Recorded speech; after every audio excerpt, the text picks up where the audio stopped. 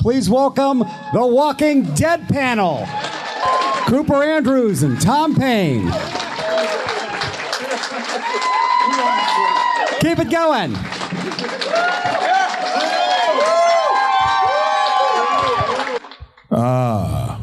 Whoa, hey. Okay. Barry White. It is so nice to have you guys. Thanks for coming out. Our pleasure. Thanks for having us. I don't need to have this too close to my mouth. Yeah, he was like, make sure this is on your face. Stick it to your face. I think this is okay. You guys sound great. Okay, I have a British distance here. Yeah. So, first time in Pittsburgh? First time staying in Pittsburgh. My wife and I have driven across country a couple times, and we've stayed overnight. But this is a bit longer than overnight, and I'm enjoying it very much. Yes. Oh, good. And that's all the time we have for the... Thank you very much, sir. So, I got to ask before we get to their questions, The Walking Dead seems to be an awfully intense physical sort of production. How is it different than any of your other acting jobs, or is it fairly similar? Other acting jobs, I don't have to go through 3 shirts in a day. I don't have that going for me. Tom's like, I don't do that at all. It's super physical. There's always every time I look at an episode, I'm always like, oh, that's where this got hurt. Oh yeah, that was my hamstring. Oh yeah, that was my knee. Oh yeah, that fell on them in those moments. What about? I think what you said at the beginning, so I had a lot of ninja stuff going on and everything, and I was wearing a leather coat and a woolen hat, and the physicality of it is really obviously all that kind of stuff. But as Cooper said at the beginning, I went through 3 shirts and stuff. I would finish takes, and the costume department would come in and rip my leather jacket off me. I would literally go. And they would come and take it off me because you sweat so much, and physically your body goes through a lot just because of that, and you're constantly being fed water all the time by the PAs and everyone just to keep you standing the whole time. So then if you have a physical character who does physical stuff, it's even more taxing. You have some physical battle axe stuff going on and everything as well. Yeah. I saw it. That was a little bit closer. This is where it doesn't work. Okay. Yes. We had the season 8. There was a lot of that, the real axe I was using. So there's that part where I'm slamming on the gate. And they're like, yeah, use the real axe. It was Mike Sachazemis. He's like, yeah, Cooper, yeah. Apparently you'll break the lock if you hit it with the axe, and you'll break the hinge if you hit it with the axe. So just make sure you hit the chain. And I did 30 swings with this 16-pound, 17-pound axe. And I just remember cramping on the side. I was like, oh, I was like, yeah, one time, sure, let's do it. But yeah, the over and over. And then the worst is when you do something and then the turnaround. So then you have 25 minutes where your body starts cooling down. Then you go right back to the fight and you're like, oh wow, I should not have done any of that. You forget to stretch. That certainly answered that question. Would you mind some from the audience? Of course. Yeah, of course. Let's go. Who's got them? Right down here? It starts with 1. It always does. So Greg Nicotero is a Pittsburgh guy. How is it working with him, creating characters, especially when he's directing? Is he as intense as I remember him before The Walking Dead, whenever I had met him a couple times at cons here? Oh, intense. That's interesting. I'm not sure if I would describe Greg as intense. He's laid-back dude who plays the guitar.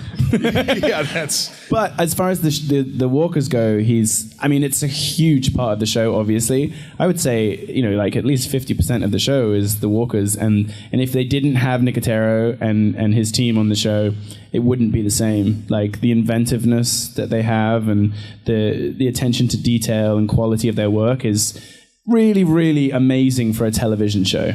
Week after week, they come up with all these crazy designs, and they're very, very lucky to have him on their show.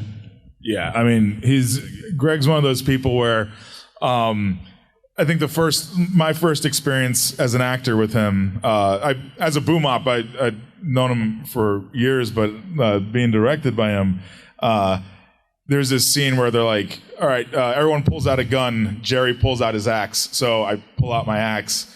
And Greg goes, Cooper, what are you doing? Pull out the gun. I'd shoot you. I'm like, it said so in the script, but I didn't say that. I was like, great idea. Thank you, Greg. So it's like, perfect. Thank you. But yeah, Greg, I mean, he's been, especially over the years, it's like my relationship with him, he's been like fine, like letting me like do some things. And he's like, all right, let's see what this is. I'm like, all right, Greg, hold on. But yeah, intense. Yeah.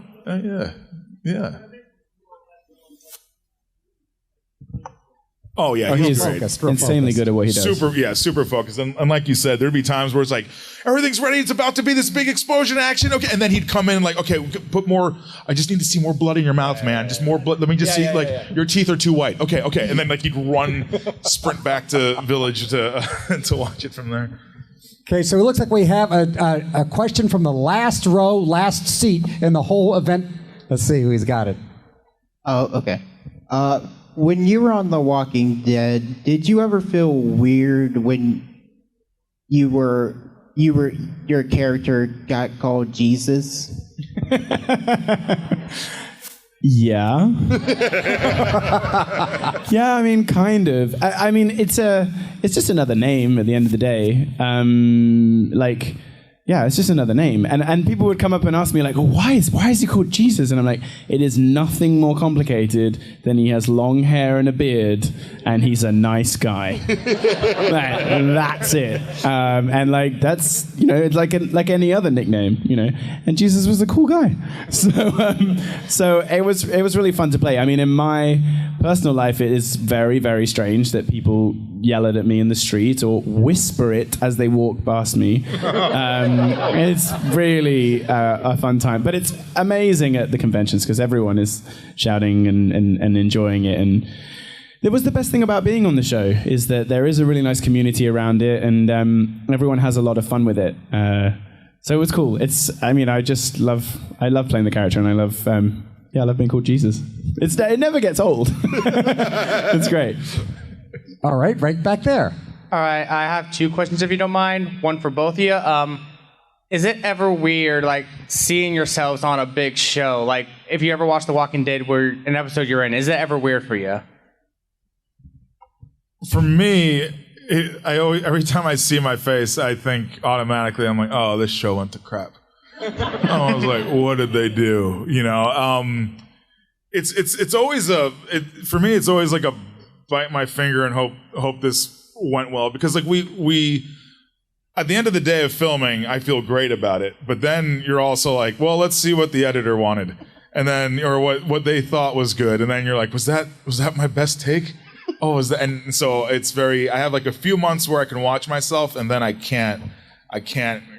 It's so weird. Yes. Yeah. Very weird. My first experience of how big the show was when I went to Madison Square Garden for my first premiere, which was the beginning of season 6, and no one knew that I was in the show yet, really. And I had shot 3 episodes at that point, and they were already in the can. And I went to the premiere at Madison Square Garden, and my pants, because I was like, oh my God, like, a lot of people watch this show, and a lot of people care about this show. I mean, at the time, it was like the biggest show in the world, and I was just a bit disconnected from that. Like, and also, we kind of are, like, we go out to Atlanta and shoot, and it is, just south of Atlanta, and it's a very kind of contained process, and so you're not really in contact with how big the show is, and then once you've been on the show and you've met all the fans and you've been to the shows, then you get it. But when I saw the premiere, everyone came out on stage. Madison Square Garden goes completely insane. Seth gets booed, who plays Father Gabriel, gets booed by the entirety of Madison Square Garden, which Seth will give you his trauma about if you ask him. And Norman rode in on a motorcycle, and I'm like, oh my God, I hope I did a good job. Like, oh my God, people are going to watch me in this show. Because you just, and especially at that time, like, I was a big comic book character. And like, there's so many people who watch who read the comic books, who were expecting this character. And I would hear at cons like, oh, dude, your character. And so there was a lot of pressure behind that. Also the fact that I hadn't worked for like a year before I did Walking Dead, partially by choice and partially because I didn't get any jobs. And so when I first turned up on set, like I kind of had to get back into the swing of things, and definitely my first few days were, I was like overperforming a little bit, or like because I was just trying to find my way, and it was a big show. And so, like Cooper just said, you never know which takes they're going to use or like how it's going to work out. And luckily, it worked out in the end. But yes, I was definitely freaked out at the beginning. Okay, and second question, just for Tom. What do you think Jesus would be thinking if he were still alive in the current season? What would you think of the Commonwealth and who's in the current group? Well, first of all, he'd have killed a lot of Whisperers. And that would have been over really quickly. Yeah. But secondly, I'm not sure. I think, Jesus was never like a leader character, and that was kind of his problem with the hilltop and all that kind of stuff. So I think he would still have been a very useful member of the team. And I think he was getting pretty good at mediating between people and helping out. So I don't know. I don't know if he would ever really grown into someone with like a strident opinion about how things would have gone, but and I don't know where it's all going, so I can't give an opinion on that. But yeah, I think he could have fit in. He was good at fitting in. What was the audition process like for the show? Oh yeah, I don't think I've heard Coop. So you tell that one first, because I don't think I've heard yours. Oh, gee, mine. Mine was I taped 4 different versions on a Friday and a Saturday. I was booked on a Monday, flew in that Monday. We did the makeup tests and the table read Tuesday, and I was filming by Wednesday. Do you know what part you were reading for? It was a guy named Lester. It was definitely for me. But it was they said come in with this Biggie energy. So like just very like zen, like yo, chilled up as chill, like that. And I was this is when I realized, don't do an audition for a character that you might be playing for a few years. Don't play it that way. Mm-hmm. Like I was like, what? I'm like, I'm gonna do like, had I had to play 7 years of a character like that, how I auditioned, I would have been so upset. So the night before we were filming, I had this. I was going to say Zoom, but before Zoom, there's this thing called Skype, and we used it, and it was awesome. So I Skyped with Scott Gimple, and it was from an audition that he had seen me do 2 years prior, and he said, it was from your slate. When you smile, it makes me very happy, and when you frown, it scares the shit out of me. So maybe we play it like he's a really happy guy, and then when things go bad, he goes berserk. And I was like, I love everything about that. Now I know where I'm going with it. But yeah, I was in a swimming pool shooting a fight scene. I was holding the camera for this fight sequence, and my manager was like, Cooper, you sitting down? And I hate that kind of thing. I'm like, no, what's up? Well, you got picked for The Walking Dead, and they want you to fly in tonight. And my response was, oh, that's great. Can I come in tomorrow? Can I leave tomorrow? And then they were just like, what? And then it was complete confusion. But that was mine. It was, similar. For such a massive show, it's astonishing how late in the day they cast you. Yeah. Because I was I live in California, but I was in England at the time, and I put myself on tape on a Wednesday for like all fake scenes. I had no idea what I was auditioning for. I knew I was The Walking Dead, but I didn't know what the part was or anything. Sent the tape on Wednesday. Got cast on Friday. Same thing. They wanted me to fly out, but my girlfriend at the time, now wife, was in Sweden, and I was planning on going to see her that weekend. And I was like, guys, I gotta go. I gotta do this because I didn't know how long I was gonna be going to Atlanta for. So I was like, I gotta do this, otherwise I'll be in the bad books.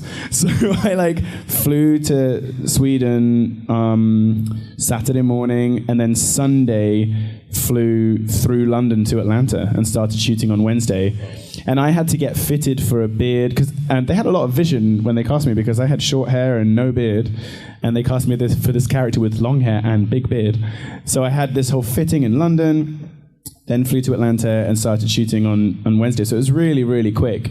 But I don't know how they do it for such a quick process. They cast so well on that show. Like everyone who turns up for every part is just perfect. They just turn up and you go, oh my god, that's that character. Like when Kari turned up, when Cooper turned up, like they were the newest characters after I turned up, and it was just exactly right. And Jeffrey as Negan and everyone all kind of fit so well. So I mean, I got to take my hats off to them in how they do it. It's really magic.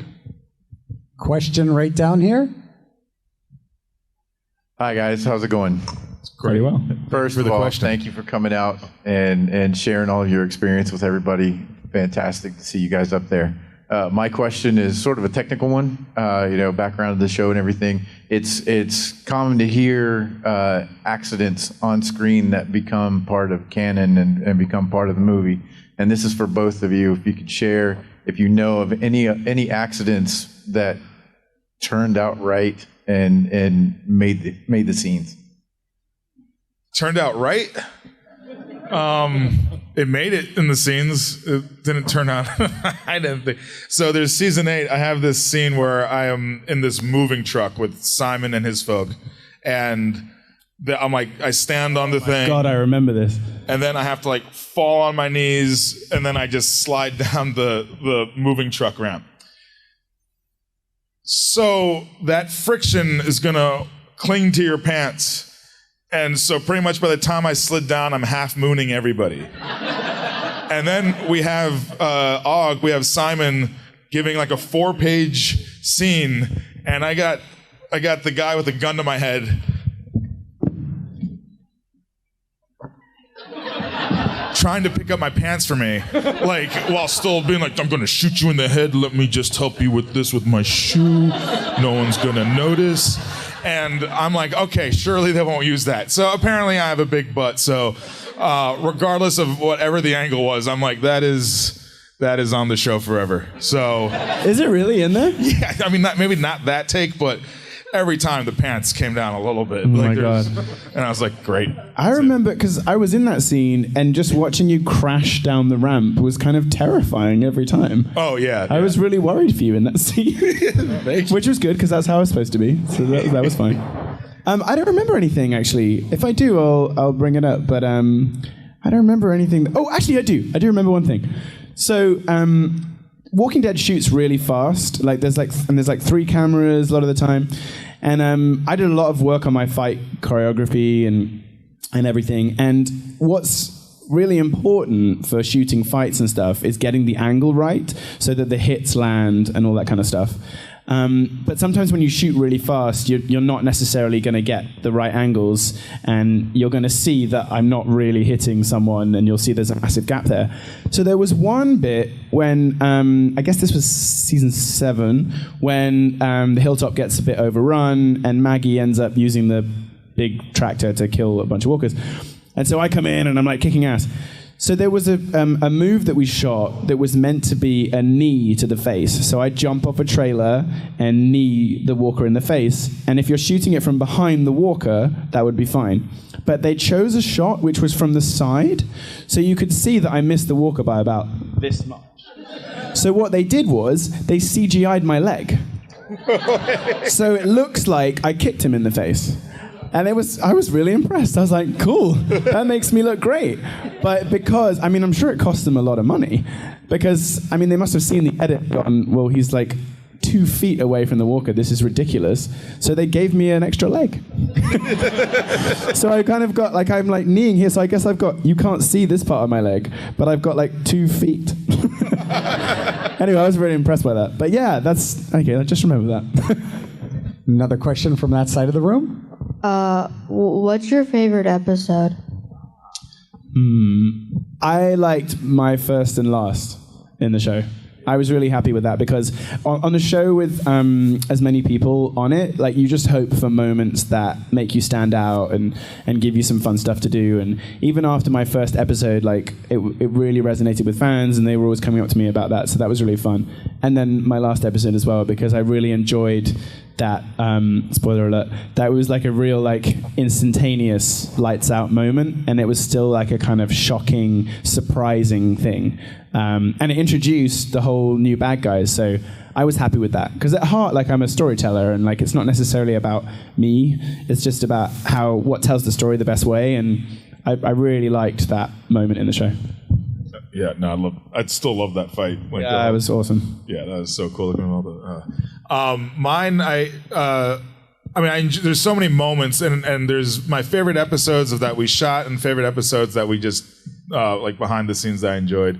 But this episode that's coming out in like, I guess, a month and a half, that might be my favorite personal episode. It gets fun. I like being in new spots and seeing new things, and that's all I'll say about it. But it's cool, and we finally get to see me like break out the sword in a fun way. So yeah, that one that your favorite episode is one that no one's ever seen. You've never seen it? It's pretty cool. No one. So you got to watch it. Yeah, so watch. Well, zombies die. Zombies? Ah, okay. Yeah, and Jerry uses the word zombie. It's pretty exciting. For the first time in the whole show, somebody says zombie. That's what happens. One more back on that side. Tom, specifically. Okay. Yes, hello. Did you know what you or how long you signed on for? Wow, that's real behind the scenes stuff. Yes. I mean, yes. You sign like a long contract when you start on a show like this, which is generally like 7 years, but sometimes 6. And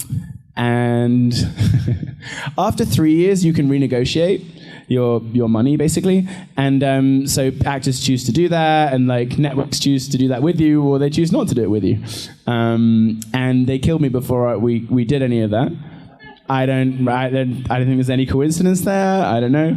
But anyway. I didn't mean it that way so much. No, but that's basically what happened. So yes, contractually, yeah, I did kind of know what the deal was. And but also, I had done 3 years, and 3 years is long enough for me on a TV show. Okay. That was the longest I'd ever been on a show. And I was... I was like, if we're not going to do anything else cool, then I'm cool with... I actually had a conversation with the showrunner. It's like, if we're not going to do anything cool with the character, then you can kill me. That's cool. And they did. And it was fun. I'm like, cool. Because I got through we went through the whole of All Out War, and no one died. Like, no one big died in this big fight with the Saviors. And I said, this is part of the conversation that I had. And I was like, just kill people. Like, kill me. Like, the fans. Because I was so in tune with the fans at all of these cons and everything. And we have all these conversations all the time. And I was a big fan as well. And I'm like, yeah, I love it when the show does these things and those things.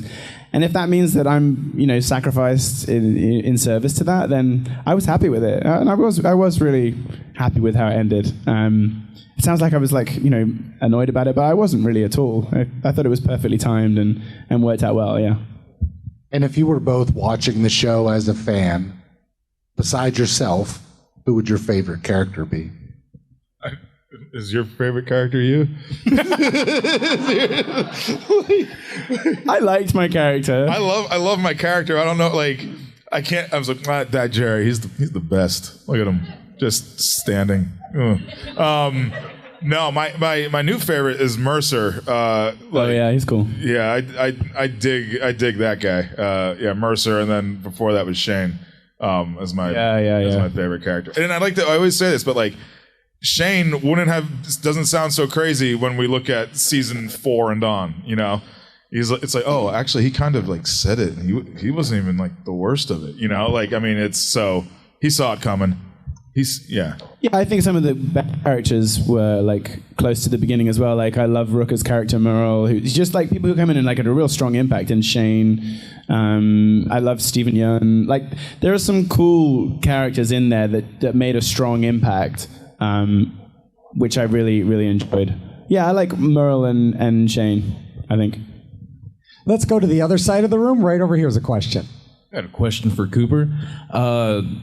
Jerry is such a lovable character on the show. I know me personally, if he ever got killed off, I'd be really upset. But if you could choose the way if Jerry were to go out, how would it be? I've thought about this.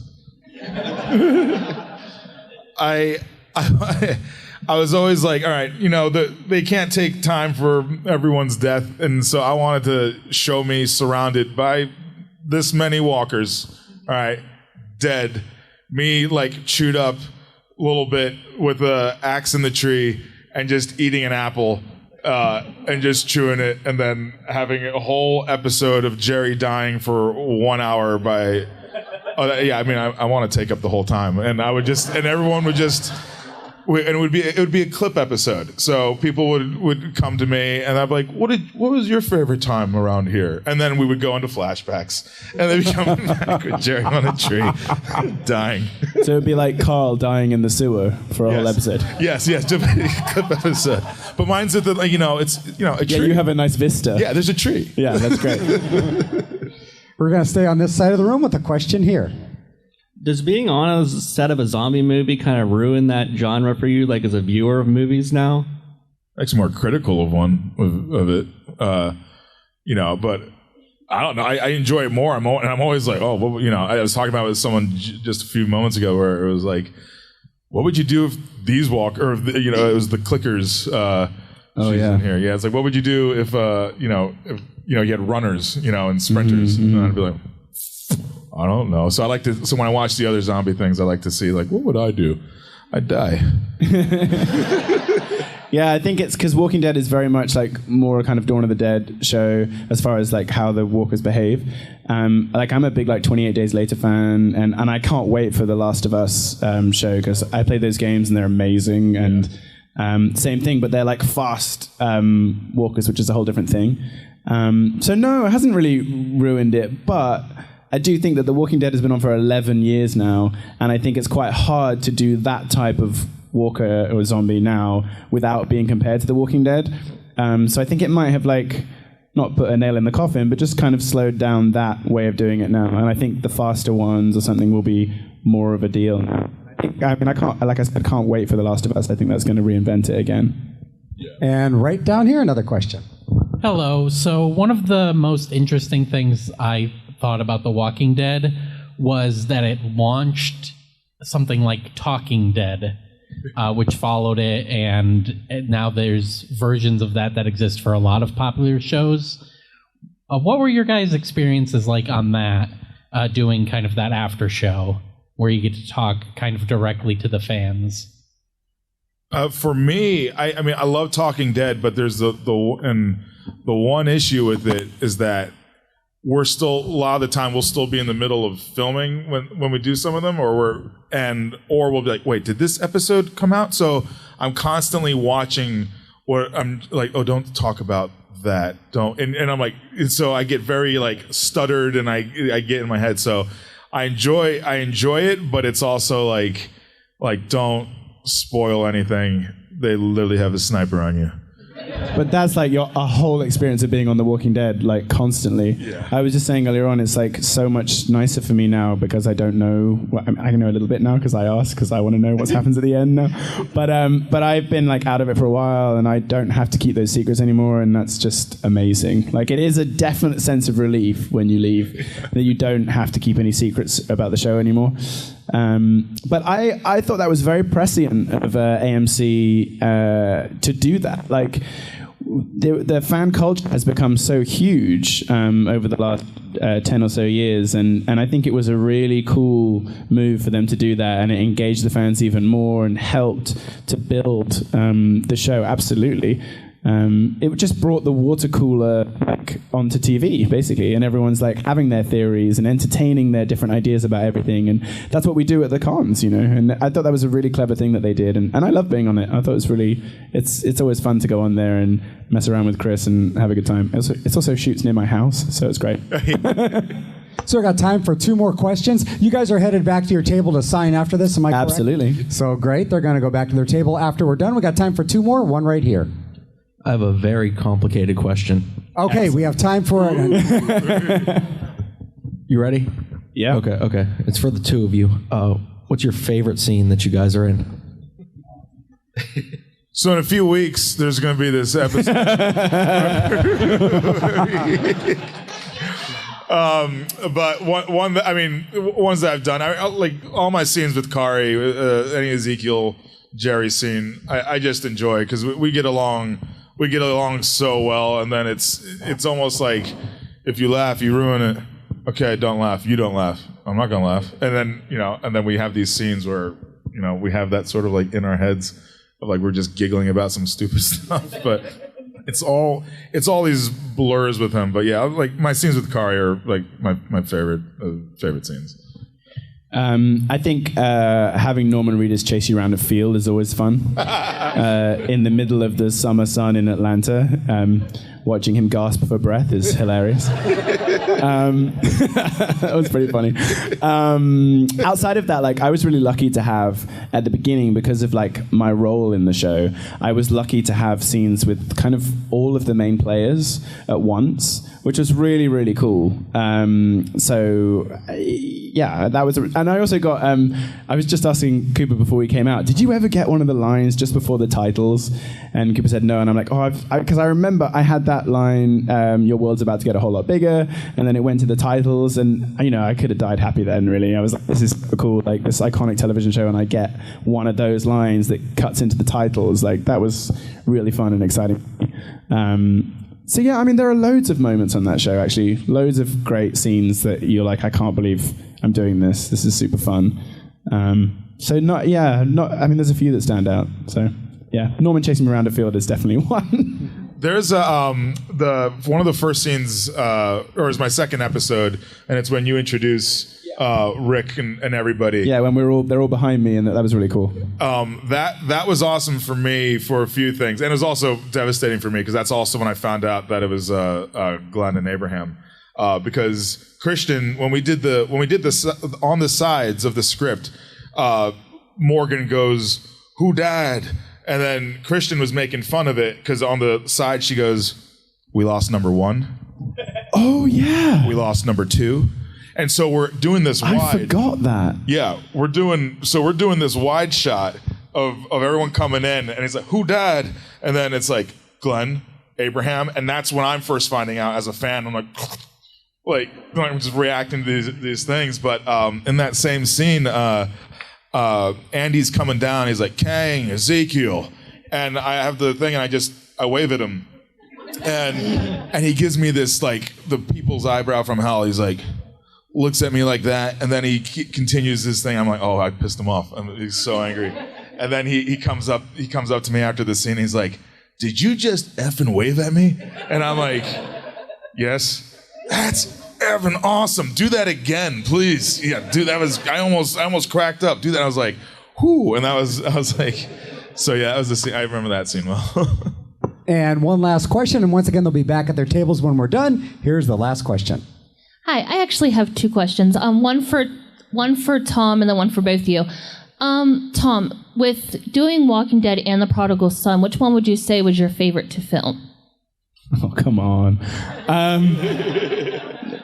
I mean, they're both very different. I mean, Walking Dead changed my life, and I was super excited about it. And the best thing about Walking Dead for me, I've said this before, is meeting all of the fans and having that real fan experience of joining a show that so many people are enjoying and watching every Sunday. And as much fun as I had on that show, the fan base was the most fun part of it, because the work itself wasn't very taxing for me. Apart from the martial arts was the hardest part of that show, because that character was very chill, and there wasn't much acting required to really do that part.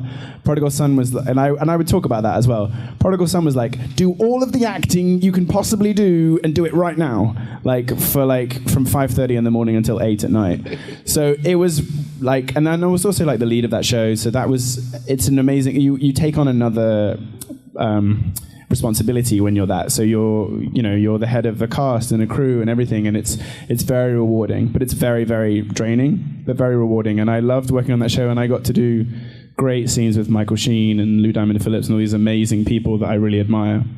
And so I don't really have favorites because they're very different shows.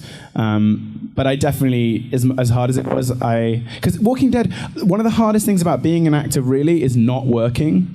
And so even when you're on a show sometimes and you're not like the lead guy, you're not working all the time, it's not annoying because, I'm not the lead. It's because you're not working. So you're just kind of waiting. And on Walking Dead, I would shoot maybe 2 days a week, 2 or 3 if I'm lucky.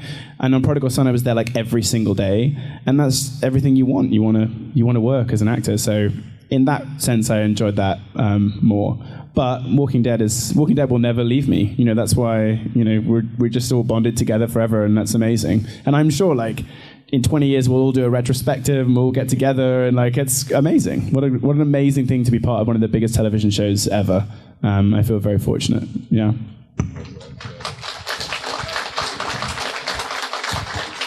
And then for both of you, if you guys could choose a Marvel or DC character to ever be, who would you choose?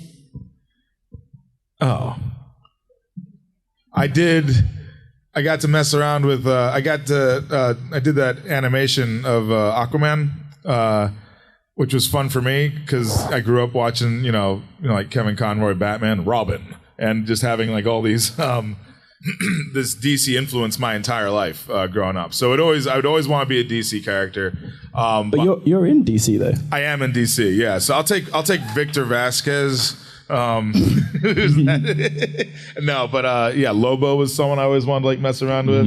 And then then all the people who I thought could be Lobo, they're already other DC characters. So I'm like, all right, well, that's cool. You got a chance. Yeah, but yeah, I would. Yeah, Lobo. Could they use the character that you're playing in Shazam? Could they like flip that into someone? They could do a thing.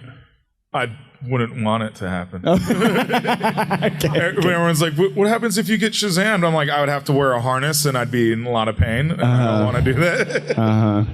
But I get over it. That must really hurt with Zach because he's a big dude. Oh, yeah. I mean, we had this next one coming up. I mean, they're just up there. They're just up there getting wedgies all day. That's not fun. Just riding the thighs. That's not fun. I would like to be a more height-appropriate Wolverine, but I have to put on some weight again. But like, I'd like them to get a height-appropriate Wolverine because Hugh did an amazing job, and I mean, I'm too tall. Wolverine's like 5'3", so like it should be some like. I mean, that's half of his issue. He's a small, angry man. So we need a small, angry man in the DC. I'm sorry, in the Marvel universe to move that character forward. And I'm sure that's what they're going to do next. Like, you have to go different from Hugh, who's big, huge guy. I think they're going to get like a small, angry man, and I can't wait to see who it is. Well, thank you so much for the panel. Thank you, guys. Give it up. Guys. Walking Dead panel. Tom Payne and Cooper Andrews. You can do better than that. Thank you very much. Thank you, guys. Keep it going. Excellent panel, guys. Thank you. Hi, this is Aaron Ashmore, and you are watching Phantom Spotlight. Be sure to like, share, and subscribe like now. Oh, and have fun and follow your fandom.